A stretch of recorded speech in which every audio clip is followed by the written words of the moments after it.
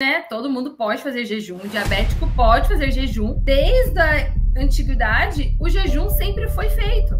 A evolução, então não tinha alimentos a todo momento, tinha que caçar, pescar. Então, a evolução, nossa, gente, não tinha um alimento fácil como a gente tem hoje. Não é porque eu tenho a genética que eu vou ter Alzheimer, né? Que eu vou no futuro ter. A gente tem como mudar isso ao longo do tempo. Não é o que a gente come, a gente é o que a gente consegue absorver.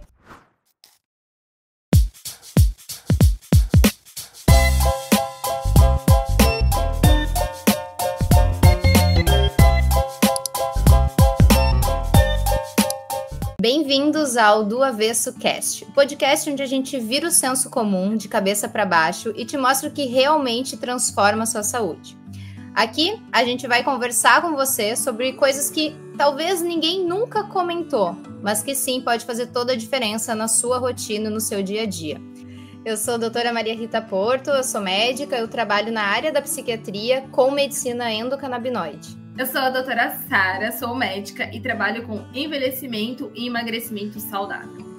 E a gente se juntou e criamos esse podcast para falar um pouquinho sobre a nossa rotina, sobre as dúvidas que surgem no consultório e sobre o que realmente muda a sua qualidade de vida. Hoje é o nosso primeiro episódio e nós vamos falar sobre o que, Sara? Nós vamos conversar sobre jejum, que é uma dúvida muito comum entre os pacientes.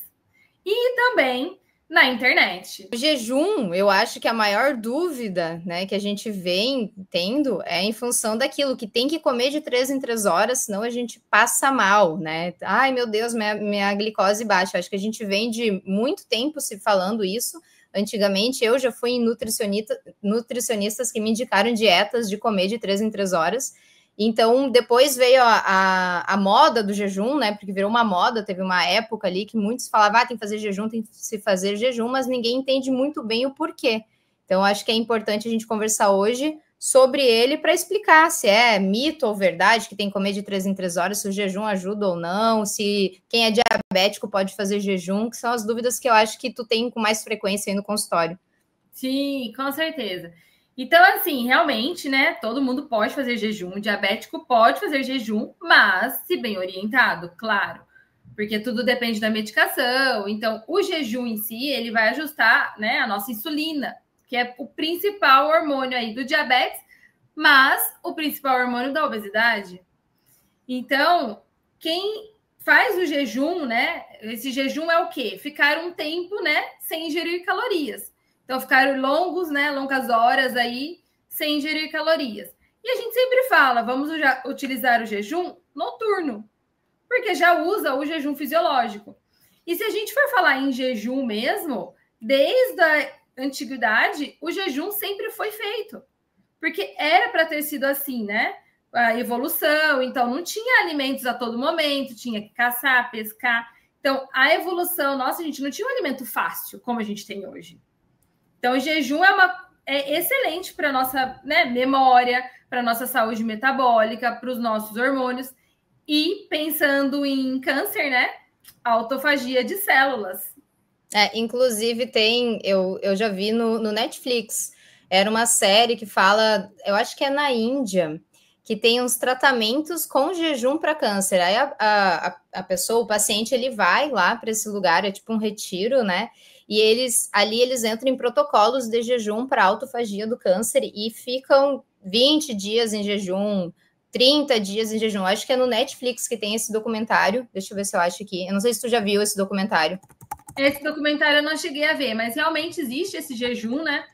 Que a gente chama aí de jejum metabólico. Então, você tem que manter o quê? Você tem que manter os eletrólitos. Então, dá para se fazer esse jejum de dias estendidos, mas precisa ser realmente com uma boa orientação. Não dá para simplesmente ficar sem comer nada, porque você vai desidratar. Então, tem toda uma... As pessoas usam muito sal, né, para fazer esse tipo de jejum. Então, precisa ser bem orientado mesmo. Não dá para fazer de qualquer jeito. E realmente eu me lembro que ele era um episódio de na verdade, o documentário, eles são vários episódios, ele não é só sobre o jejum, né? Cada episódio falava de uma coisa.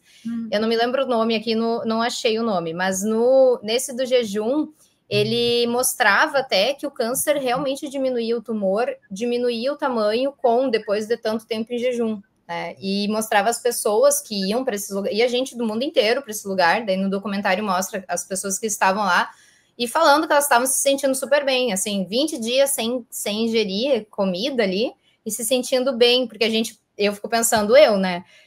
Eu acho que eu não consigo nem 2 dias direto de jejum, assim, ficar 48 horas, eu acho que eu não sei se eu dou conta. Mas tu imagina tu preparar o teu corpo para ficar tanto tempo, né? E é isso mesmo também. Não é simplesmente vamos chegar e fazer jejum de 20 dias. Tem toda uma preparação. Então, você sempre começa um dia, né? 24 horas. Você começa ali no mínimo, né? 12 horas, pelo menos. Depois você vai aumentando 16, 18, 20, 24, até 48 horas, até é tranquilo. Mas depois disso, realmente, né? A gente precisa aí de um suporte.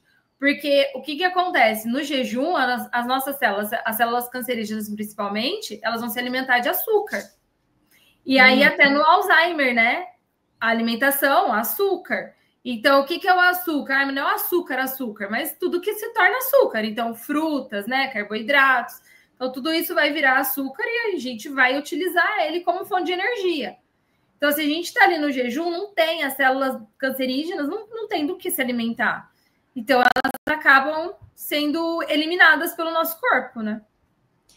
E até tu falou do Alzheimer, né? Tem vários estudos já mostrando que o jejum é sim uma maneira de prevenção aí, da gente mudar um pouco a rota do Alzheimer. Hoje se fala muito em genética, e não é porque eu tenho a genética do Alzheimer, né? E eu falo isso porque na minha família tem Alzheimer, não é porque eu tenho a genética que eu vou ter Alzheimer, né? Que eu vou no futuro ter. A gente tem como mudar isso ao longo do tempo. E o jejum tem vários estudos mostrando que é uma forma aí da gente mudar a rota, né? Mudar o caminho de prevenir. Por quê? Porque ele vai produzir acetonas e o nosso cérebro, ele não gosta de glicose. Tu falou ali da glicose, ele não gosta da glicose, tanto que o Alzheimer é chamado até de diabetes tipo 3, né? Sendo um local, assim, para o cérebro, o açúcar estando no cérebro é muito tóxico para o nosso cérebro, como se fosse assim, né, modo de dizer.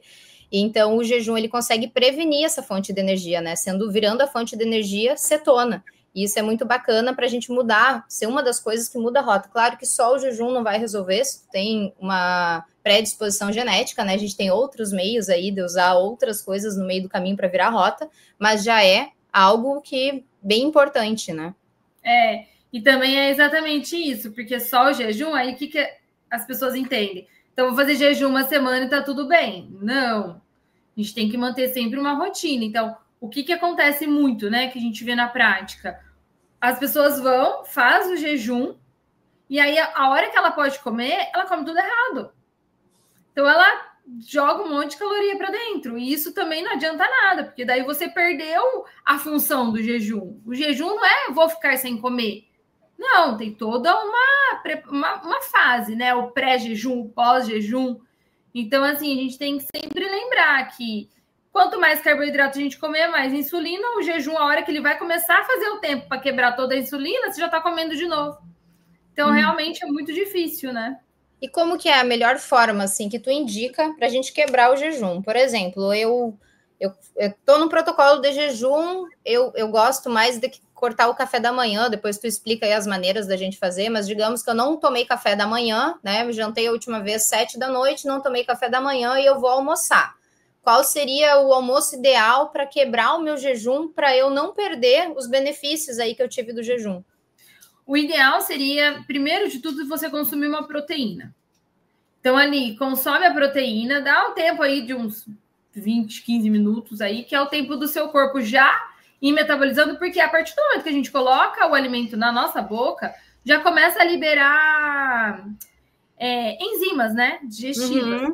Então, até a insulina começar a subir, já deu tempo de você degradar essa proteína. Então, não tempo total, né? Mas ela vai quebrando aos poucos, para depois sim você sentar e comer mesmo, né? Um arroz, um feijão, né? Que não seria o ideal. Seria o ideal sempre você comer a proteína, e se você não puder comer arroz e feijão, ir mais para uma gordura. Então, assim, fazer uma guacamole, fazer uma batata doce, que é comidas de baixo índice glicêmico, né? Para a gente não acabar com o jejum. Tá, e daí primeiro, tá, comi a carne ali, ovo, e espero uns 10 minutinhos e posso seguir. Aí você segue para comer mesmo. Então, daí você vai comer a sua refeição, né? Se o intuito for, quero só fazer o jejum, não para emagrecer, ou quero só realmente um jejum ali metabólico para performance, para Alzheimer. Então, assim, você pode manter, se você é uma pessoa magra ou um diabetes, assim, né? O diabetes seria bom a gente cortar carboidrato. Mas se você é uma pessoa magra e não pensando na obesidade, no emagrecimento, você pode comer seu arroz, feijão. Então, você só não quebra ele com arroz e feijão, né? Aí é ruim. Mas Entendi. pensando no emagrecimento, não dá. Daí a gente tem que baixar a caloria, né? Tá. E assim, vamos, acho que para entender um pouquinho melhor os benefícios do jejum, tirando o emagrecimento, que sim, é algo, se tu não tá ingerindo, tu vai emagrecer, né? Tu cortou uma alimentação ali, isso vai te ajudar para quem busca o emagrecimento, vai ajudar muito. Mas quais são, assim, os outros benefícios? Eu sei que ajuda muito na neuroinflamação, que daí vem para minha área, ajuda a diminuir a excitação do cérebro, diminuir a ansiedade, a pessoa fica mais focada, ela vai ajudar também a trazer clareza mental, foco, e o que mais tu vê, assim, que ajuda, que tu indica para os teus pacientes? Eu vou indicar porque vai ajudar, eu sei que tu trabalha mais com uma questão hormonal, mas, assim, me traz outras coisas que tu acha que ajuda. Então, o jejum, ele também ajuda na produção cardiovascular, né? Porque ele diminui triglicérides e o LDL, aquele LDL ruim, né? O oxidado que a gente fala. Nossa, muito bom. Ele vai reduzir também o IGF-1, que é onde a gente reduz faz a proteção, né? Contra o câncer, contra o diabetes tipo 2. Entendi. Aí ativa a autofagia, então recicla, né? São células as células mais velhas morrem, né? Então, assim, preserva a massa magra, apesar de tudo. Ele minimiza essa sarcopenia. Então, isso é bom também. A sarcopenia, para quem não sabe, é quando a gente tem perda muscular, que acontece muito depois de uma certa idade, depois dos 30 anos, a gente já começa a perder bastante, né? E com o passar do tempo, a gente vai perdendo cada vez mais o músculo e vai tendo gordura ali, né? Então, ele ajuda a prevenir isso aí. Sim. E também ele te dá mais energia, viu? Porque ele faz a remodelação das nossas mitocôndrias, né? Que é onde a gente libera a energia. É a molécula que libera a nossa energia. A mitocôndria, então a mitocôndria, ela gosta. A gente tem muita mitocôndria no coração e no cérebro, né? Então, mais um motivo aí, porque a mitocôndria gosta do jejum, é sinal que tu vai ter uma proteção cardíaca e vai te ajudar a diminuir essas doenças que a gente tem do cérebro, né? Entre aí o Alzheimer, vai ajudar na proteção. E ele ajuda também a diminuir o apetite, né? Ele regula hormônios do apetite. Do apetite. Regula e realmente diminui bastante. Quando a pessoa começa a fazer o jejum, aquela compulsão por doce acaba. Uhum. Acaba mesmo. E com o passar do tempo, assim, o que eu notei em mim? Porque eu era uma pessoa que eu fazia o jejum completamente de forma errada. Eu teve uma fase que eu precisava muito tomar o café da manhã. Deus me livre faltar o café da manhã. Aí depois eu tive uma fase que eu fazia jejum todos os dias. Assim, eu não comia de manhã, porque eu estava sempre atrasada para o plantão, estava sempre numa correria. E depois eu voltei a tomar café da manhã e agora eu estava numa fase de voltar a fazer o jejum, mas daí fazendo jejum 3 dias na semana só, né? E daí eu tinha um pensamento assim, agora que eu vou voltar a fazer o jejum, até eu ter o hábito, eu vou morrer de fome nesse período que eu estou em jejum, né? Do fim do dia até o meio-dia. E pelo contrário, eu nem lembro de comer, porque a gente fica tão tu tá tão focado no teu trabalho que tu nem lembra. Eu só vou lembrar que eu tenho que almoçar na hora do almoço, e eu acho que eu até aguentaria ficar mais tempo em jejum. Eu almoço porque é meu período ali, depois começo a atender de novo, senão eu vou só jantar. Mas eu vejo que muitas pessoas têm essa ideia, assim, de, meu Deus, eu vou morrer de fome se eu ficar de jejum. E não, né? Pelo contrário, ele ajuda, tu nem nota. Não, você realmente... o seu corpo acostuma, né? Então, assim, mas eu já faço jejum direto e tô travada. Mas é porque seu corpo tá acostumado. Então, realmente, E se você... É o que eu sempre falo para os pacientes. Mas de manhã eu não tenho tempo, ou, né? Eu preciso... come muito de manhã e tal. Eu falei, sabe o que você faz? Acorda mais próximo do horário de você sair. Porque daí realmente é isso. A correria do seu dia a dia, você não vai lembrar que você vai ter que comer naquele momento. Então, só vai, né? E depois você acostuma. Depois você perde essa vontade de ficar beliscando ou de ficar comendo mesmo. E a gente pode fazer, então, o jejum pela manhã, né? Como para mim entra mais na minha rotina, eu acho que a gente tem que respeitar. Eu sempre falo no consultório, a gente tem que respeitar o que o teu corpo quer, né? E tu que trabalha com biorressonância, tu ainda mais ainda vai defender isso. Então a gente tem que ver o que o nosso corpo quer. Para mim, o meu corpo entende que eu tenho que jantar e eu consigo ficar de manhã, mas eu sei que tem gente, eu vejo assim, no meu consultório, tem pessoas que não, eu vou pular a janta, eu tenho que tomar o café da manhã, eu tenho que almoçar e eu fico sem jantar. Então, assim, dá para fazer tanto pulando o café da manhã quanto a janta, né? Dá sim. E a gente tem que respeitar aí no mínimo 12 horas, né? Para a gente contar aí no jejum mesmo, no mínimo 12 horas. E sempre pensar o seguinte: como que você vai entrar nele? Então, então eu não vou jantar, tudo bem. Mas aí você tem que entrar nesse jejum com uma proteína e uma gordura. Por quê? Porque a proteína e a gordura juntas, elas vão te saciar por mais tempo. A última refeição tem que ser uma proteína e uma gordura. Uma gordura. A gordura pode ser um queijo, né? Que daí tem a lactose, né? Mas enfim, pode ser um queijo. Queijo, um abacate, um coco. Tá, entendi. É assim que entra. Então, a última refeição é algo... Não pode ser carboidrato, né? Só carboidrato. Tem que ser... Não pode. E até porque se você comer só carboidrato, você vai ter muita fome. No outro dia. O carboidrato quebra muito rápido. Uhum. Você vai ter muita... Então, assim, geralmente eu falo, você pode colocar mesmo até um ovo com azeite. Sabe que eu noto que nos dias que eu tomo café da manhã, eu tenho fome no meio da manhã. É incrível. Eu fico com muita fome. Nos dias de jejum não tenho, mas quando eu tomo café da manhã, eu tenho fome. Você já liberou insulina, né? Daí ele realmente dá fome, por isso que as pessoas têm a sensação, eu preciso comer de 3 em 3 horas, senão eu passo mal. Mas é porque realmente dá aquele pico de fome ali, bem no meio da manhã. Às vezes eu passo até para paciente, às vezes bater um shake, assim, sabe? Com frutas vermelhas, com óleo de coco e a proteína, né? Aí às vezes eu peço para comprar o shake aí, essas proteínas veganas ou a própria proteína do colágeno, porque realmente dá uma boa saciada. Uhum. E aí você consegue ficar até o dia seguinte. E antes tu falou do jejum fisiológico, né? O fisiológico seria o nosso normal do corpo, né? O que o corpo da gente precisa, na verdade, né? E esse fisiológico seriam quantas horas? O jejum fisiológico é o da noite, né? Quando a gente está dormindo. Quantas horas o nosso corpo precisa? Que daí nem é jejum intermitente, é o jejum necessário para o corpo, né? Quantas horas seria o necessário? Olha, geralmente, aí eu peço sempre para fazer 12, né? Uhum.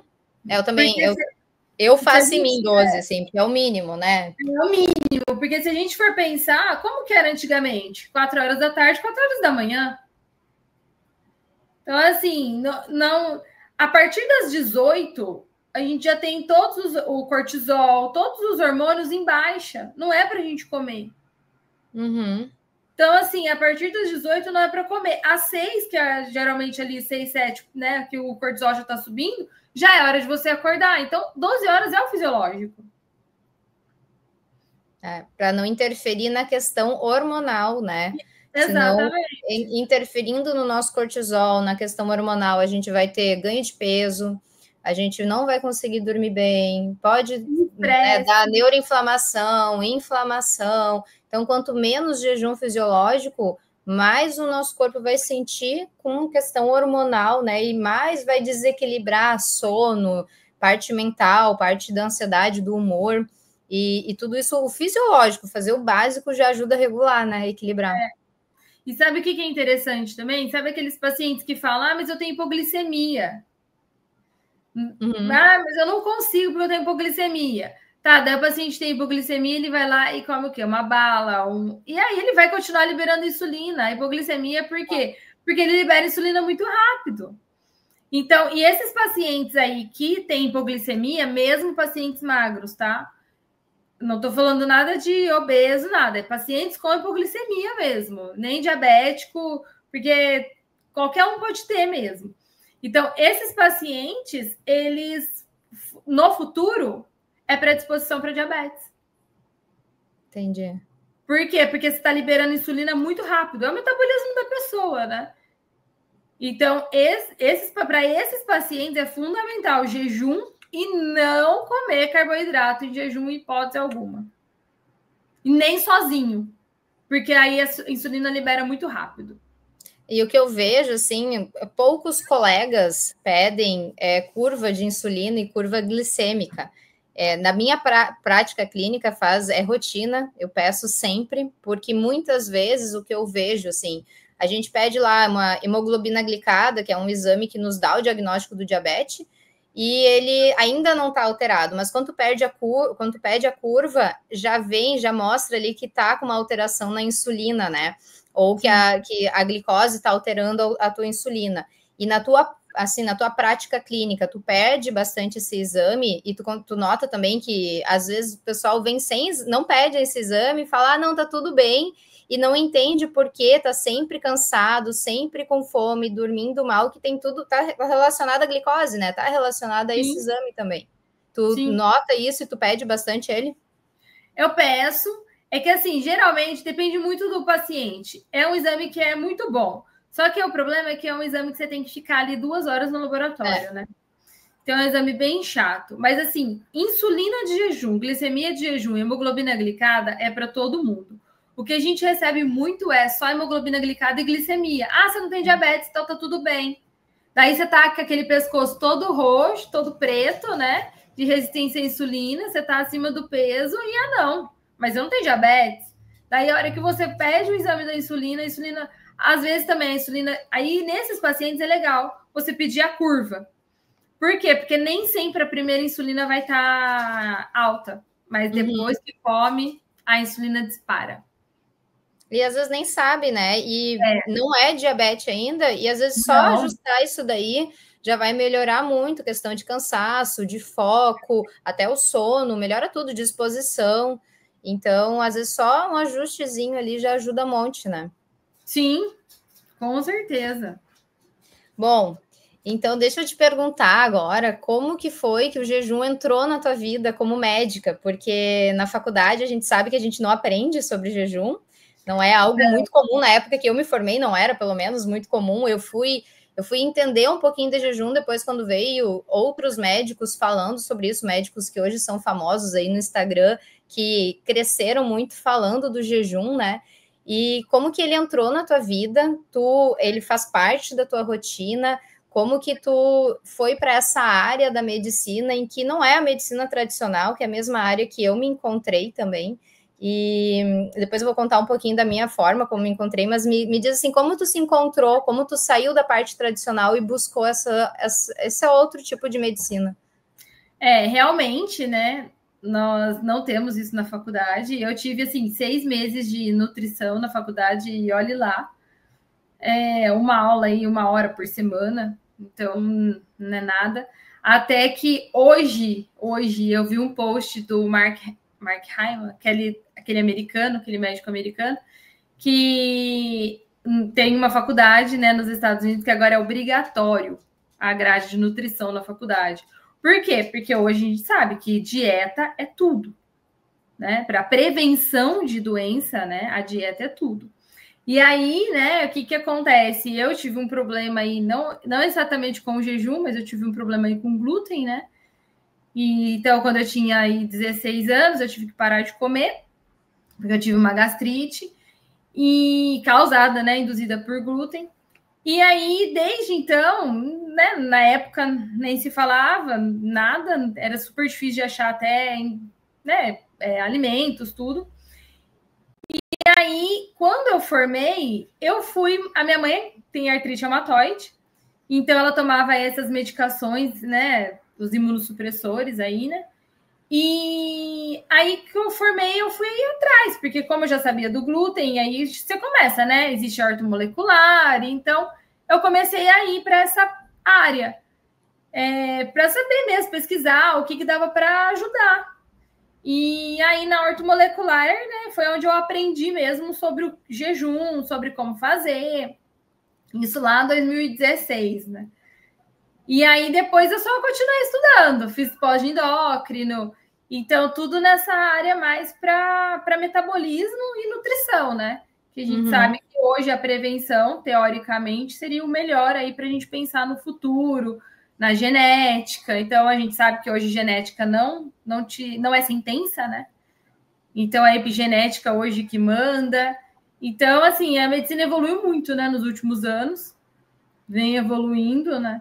Mas os estudos aí que mostram da parte, assim, né, nutrigenômica, é bem interessante. Então, foi onde eu comecei a ir para essa área. Eu acho que eu sempre falo para os meus pacientes que não, né, eu falo muito de cérebro, eu trato doenças do cérebro, mas a gente não é o que a gente come, a gente é o que a gente consegue absorver. E na faculdade eu também, nossa, nunca nem falaram em jejum na minha faculdade. Nutrição, eu tive também uma cadeira ali junto com a endócrino, meio que assim, foi dada daquele jeito. E graças a Deus a gente vai estudando, a gente vai indo atrás, mas eu acabei saindo da medicina tradicional e querendo entender mais, não por nada que tenha acontecido assim diretamente comigo em função da alimentação, mas eu terminei a faculdade, comecei a trabalhar e eu fiquei muito frustrada com a medicina que a gente fazia. Por quê? Porque existe cada vez mais pessoas doentes, mais, né? Então, eu trabalhava em emergência, cada vez mais pessoas infartando. Eu olhava meus colegas queridos da emergência que trabalhavam comigo, mas a nossa alimentação era um horror. Eu não tinha saúde, a gente pedia pizza, a gente, né, tava tudo inflamado, dormindo mal, ansioso. E eu fiquei muito frustrada. Por muito tempo eu pensei, meu Deus, o que eu estou fazendo? Porque, na verdade, a gente está remediando, né? A gente não está vendo qual é a raiz do problema. E eu acho que falar de jejum hoje, e veio grandes médicos falando antes de jejum, graças a Deus, e que foram muito até... eu lembro do Dr. Baracate, foi um dos pioneiros que foi também muita gente falando mal dele, né? E que ele, quando ele começou a falar sobre jejum, e ele eu acho ele uma pessoa extremamente inteligente, graças a Deus que ele começou essa linha, mas eu comecei a buscar essa outra parte da medicina que a gente não tinha tanto, porque eu acho que a gente fica tão preso em remédio, que a gente não entende, poxa, o melhor remédio, como tu falou, né, antigamente, lá atrás, né, o homem da caverna, a gente não tinha remédio, e a gente conseguia, daquela maneira ali, dar um jeito, né, com coisas que a gente tinha por ali, o sol, saber, tu não tinha insônia naquela época, né, as pessoas conseguiam organizar seus hormônios conforme o dia lá fora. Então, eu acho que devido a essa frustração que eu tive, e eu era uma pessoa ansiosa, eu tomava medicação para ansiedade, eu pensei, não, tem alguma coisa que está errada, eu não estou tendo saúde. Então, foi quando eu comecei a ir atrás de outras práticas da medicina. Eu não trabalho diretamente com jejum como tu, né, mas trabalho com cannabis medicinal, gosto de suplementação, como eu sei que também faz parte da tua prática, mas tudo que eu tive que buscar por fora de uma faculdade de medicina. Né? Não aprendi suplementação na faculdade de medicina, não aprendi o sistema endocannabinoide, nunca ouvi falar na faculdade de medicina, que a gente precisa ter um equilíbrio que está muito ligado, correlacionado com muitos sistemas do nosso corpo, e o jejum entra na mesma ideia, né? Que ele está ali relacionado ao nosso corpo, a como que o nosso corpo funciona da melhor maneira, sempre buscando isso. Então, eu acho que para mim também veio toda essa parte aí, esse podcast a gente criou justamente para isso, para falar das coisas que não está no tradicional, tá atrás do tradicional e que realmente funciona e a gente usa em nós, né? Senão a gente também nem iria indicar. A gente usa em nós, a gente estudou e existe comprovação de que funciona. Então, que bom que a gente foi atrás disso. Acho que eu e tu é a mesma ideia, assim, sistema frustrado aí do tradicional, né? Que é necessário, o tradicional, o remédio é necessário, mas eu acho que a gente muitas vezes só remedia. Sim, com certeza. Né? Não vai atrás de mudar essas coisas. Eu tinha mais uma pergunta, não sei se tu lembra, se tu tem mais alguma coisa aí para comentar. Deixa eu ver. Deixa eu achar minhas perguntas aqui, né, para a gente não sair muito do...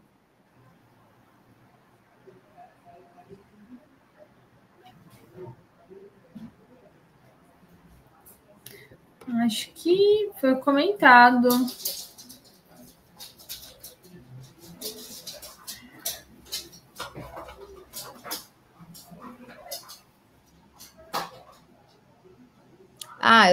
Eu acho que, assim, nem é uma pergunta, mas é uma... Se quem está nos ouvindo aí quer tentar fazer o jejum, né? Vou tentar. Aí, como que tu indicaria o início? Acredito eu que seja pelo menos com o fisiológico, pessoa que não faz o fisiológico de 12 horas, vamos começar com 12 horas, né? Iniciar com de 12 horas. E depois, quando a pessoa tá já ali fazendo jejum, tua manhã inteira de jejum, o que pode tomar, né, ali no jejum que não vai quebrar o seu jejum? Pode café, pode chá, o que pode? Whey protein pode, para não quebrar, ou vai usar um triglicerídeos de cadeia média, né, o óleo de coco ali. O que quebra, o que não quebra? Dá uma explicada aí o que pode. Assim, né? Pensando em pacientes que não têm doença, tá? Porque se tem doença, eu não recomendo nem fazer, assim, né? Porque tudo depende de quem tem diabetes, então tá tomando insulina, então tudo depende do horário. Então, pensando aí, você não tem nenhuma patologia. Vamos fazer o jejum de 12 horas. 6 horas da tarde, come ali, né, sua última refeição, então gordura, proteína. E aí, 6 horas da manhã, você vai tomar seu café da manhã. Com a mesma coisa, né? Gordura e proteína. Mas eu vou levar até o almoço, já acostumei com as 12 horas, tô tranquila, vou levar até o almoço. O que não quebra jejum? Água com limão, tá? O café preto sem adoçar. Muito importante, gente. Não precisa açúcar no café, né? Porque o café, tu vai sentir o gosto do café sem açúcar, não precisa dele. Não pode. O chá, né? Os próprios chás não quebram desde que você não coloque açúcar nem adoçante, tá? E você pode usar o TCM, uma colher aí de chá de TCM, você pode chegar a usar, não tem problema. O TCM, que é o triglicerídeos de cadeia média, ele ajuda a potencializar até, né, a questão das cetonas ali, da parte de energia, de tu mandar energia para o teu cérebro. Então, tu vai conseguir prestar mais atenção, vai ficar mais atento. Foco, né? E melhora foco. E o TCM também, ele tem estudos nos mostrando que ele ajuda no tratamento de Alzheimer, né? Então, mais por essa questão das cetonas. Então, se tu quer potencializar o teu cérebro, a potência aí do teu cérebro, o TCM em jejum é bem bacana. Pré-treino, até usar antes de treinar. Eu sou uma pessoa que eu treino em jejum, tem gente que não consegue. Eu vou na academia em jejum e fico super bem, para mim dá super certo. Também não sou nenhuma... Não sou fisiculturista, né? Não puxo muito peso, mas o triglicerídeo de cadeia média me dá um up, assim, para ir para academia também. Sim. Não, realmente, o triglicerídeo de cadeia média é bom. E também a gente pode usar o vinagre de maçã na água. Uma colher. O vinagre de maçã, ele ajuda até a diminuir o apetite, né? Diminui. E tem que ser o orgânico, né? Em então, jejum. você coloca na água, porque pode destruir os esmaltes, né, do dente. Então, não fica tomando ele direto. Faz um shotzinho na água. Assim como a água com limão. Tem que tomar muito cuidado. Se tomar água com limão e lá escovar o dente, você pode realmente destruir também o esmalte, né? Então, você tem que dar sempre um tempinho ali, de uns 5 minutinhos, 10 minutinhos, para dar uma dissolvida aí. Primeiro toma, espera uns minutos para depois escovar os dentes. Não sabia disso, não mancha. Mancha. Não é que mancha, né? Você tira o esmalte. Pode dar um problema ali. E o vinagre de maçã é muito bom você colocar até antes das refeições, né? No copo com água. Então, antes das refeições. Saiu uma pesquisa ano passado do vinagre de maçã, ajudando bastante nessa diminuição da resistência à insulina. Então, para quem é diabético, mais uma dica aí para ajudar a diminuir um pouco os problemas que vem com o diabetes, né? Então, ajuda Exatamente. Bastante. Tá bem. E coisas que potencializam, então, o nosso jejum seria isso daí, limão em jejum, né? O triglicerídeo de cadeia média, até chás, né? Quem quer emagrecer, chá verde, pode? Chá verde. Pode. Chá verde, café. Pode sim. Bom, é isso, estamos nos encaminhando para o fim do nosso podcast. Então, se esse episódio clareou as tuas ideias ou te fez pensar diferente sobre o jejum, compartilha com alguém que precisa conhecer mais sobre essa terapia. E se ficou com dúvida, mande no nosso Instagram ou comente aqui embaixo. A gente gosta de transformar as perguntas, as dúvidas de vocês em novos conteúdos, em novos vídeos. Até o próximo episódio. Estamos aqui hoje, eu e doutora Sara. Eu sou a Maria Rita, não? Não. Vamos lá, Maria Rita, foco, concentra, para de rir.